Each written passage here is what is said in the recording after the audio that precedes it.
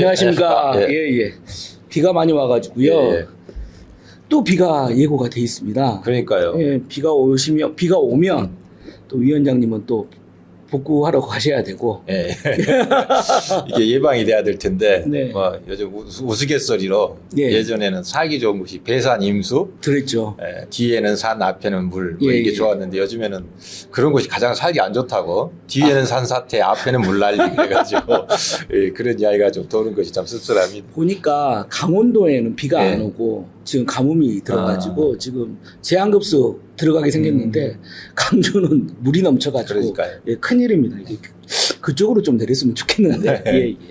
자, 지금 정치 이제 이야기로 예. 한번 이슈로 들어가 보겠습니다. 8월 12일 날 국무회의 때 예. 이재명 대통령이 아마 이제 사면 8.15 이제 특별 사면 대상자를 확정한다는 보도들이 좀 나오고 있습니다. 거기에 이제 가장 핵심, 그러니까 돌풍의 뭐 이렇게 주제에 있는 분이 이제 아무래도 이제 조국 혁신당, 그렇죠. 예, 조국 대표인데 이게 또 이제 조국 대표의 사면을 두고 민주당 내부에서도 이런저런 이야기가 또 나오고 막 있기 때문에 이 부분에 대해서 아마 진보당 입장이라든지 아니면 위원장님이시니까 위원장님 혹시 개인적인 의견이라든가 뭐 어떻게 바라보고 계시는지 뭐 말씀 좀 부탁드리겠습니다. 저는 이제 대통령의 사면이 그냥 무작위적으로 아래에서 올라온 것을 하는 게 아니고 대통령이 앞으로 나라를 어떻게 이끌어갈 것인지 특히 누구랑 함께 하고 누구를 경쟁 상대로 보고 누구를 제안할 것인지 이런 것들이 묻어나서 사면 복권이 될 거라고 보는데, 그래서 지금 언론에서는 조국 대표의 사면이 아주 뜨거운 핫 이슈로 되고 있는데, 제가 이제 진보당 측면에서 보면 윤석열 정권 시대에 어쨌든 건설 노동자들을 비롯해서 건폭 뭐 이렇게 하면서 막 기획 수사, 막 과도한 수사 이렇게 온갖 원리 붙여가지고 탄압을 받았던 수많은 노동자들이 있거든요. 그래서 이 사람들에 대한 사면 복권도 좀 같이 검토되고 주요한 좀 사항으로 부각이 됐으면 좋았을 텐데 그렇지 않고 유명 정치인 중심으로 이렇게 돼가는 것에 대해서는 매우 좀 안타깝게 생각을 하고 있습니다. 이제 이것이 이제 어떻게 윤석열 검찰 독재 때 받았던 피해자들을 뭐 유명인은 아니지만 이제 그 사람들한테 굉장히 치명적인 거죠. 그렇죠. 이걸 구제할 거냐 말 거냐 이런 것이 이제 이재명 대통령의 국정 철학에 의해서 결정이 날 텐데 저는 이번에 그런 것들을 좀 잘 챙겨줬으면 좋겠다 이런 생각입니다.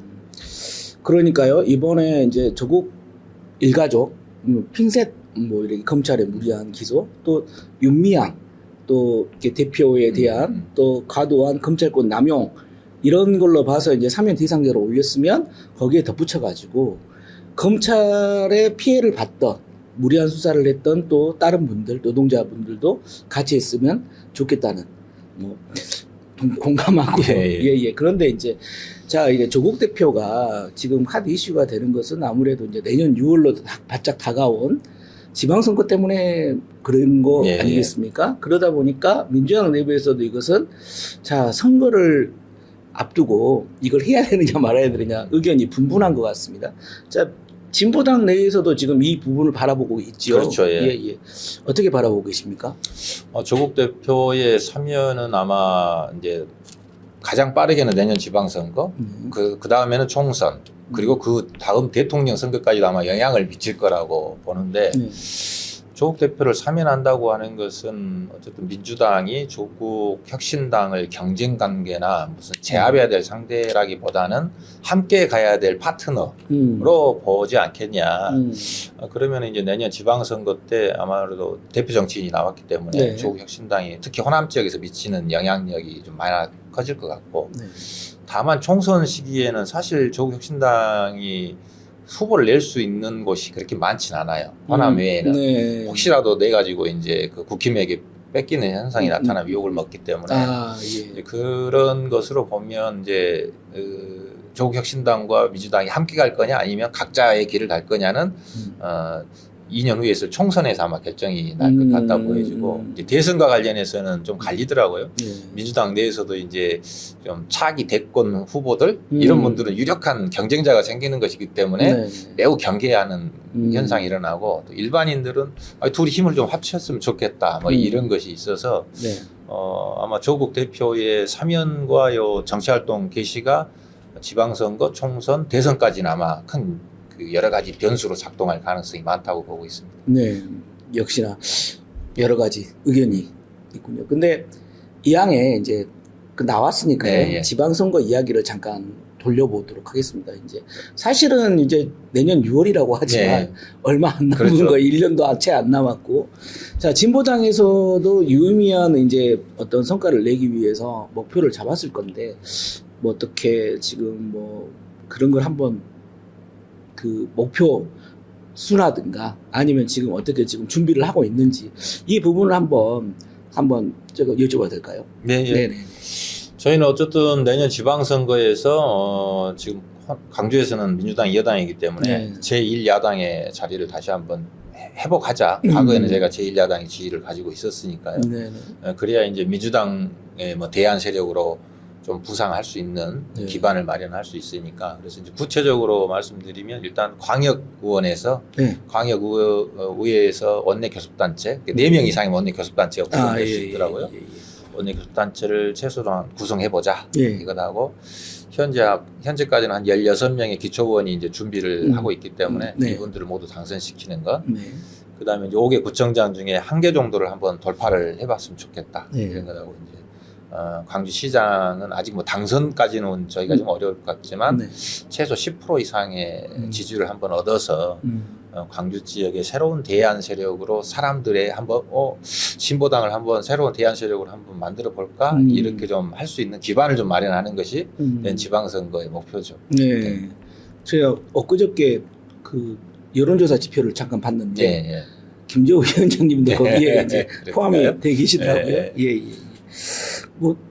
뭐 아직은 선거반데 예. 혹시 뭐 다시 뭐 도전하시는 건가요?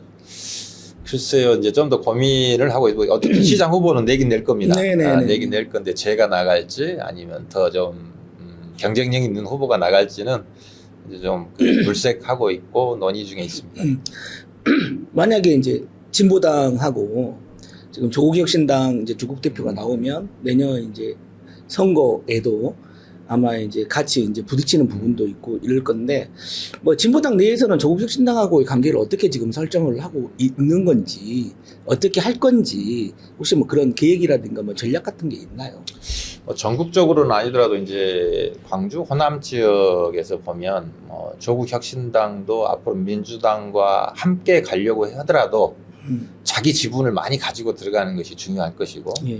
또 각자의 길을 가려고 하면은 특히나 자기 기반이 필요할 텐데 그래서 아마 내년 지방선거에 조국혁신당도 매우 집중할 가능성이 높다. 이제 네. 그런 걸로 놓고 보면 진보당에게는 굉장히 큰 변수로 작동할 가능성이 크죠. 그렇죠. 다만 이제 조국혁신당도 그러려면 당선자를 많이 내야 될 텐데 현재 절대 강자인 민주당을 상대로 해서 조국혁신당과 진보당이 표를 갈라먹는 경쟁 관계가 되면 양 당에 서로 좋지 않은 결과가 나올 수 있다라고 하는 것은 아마 조국혁신당도 그렇고 저희 진보당도 그렇고 인식을 하고 있어서 아직 무슨 결정되거나 이런 건 아니지만 할 수 있다고 하면 어쨌든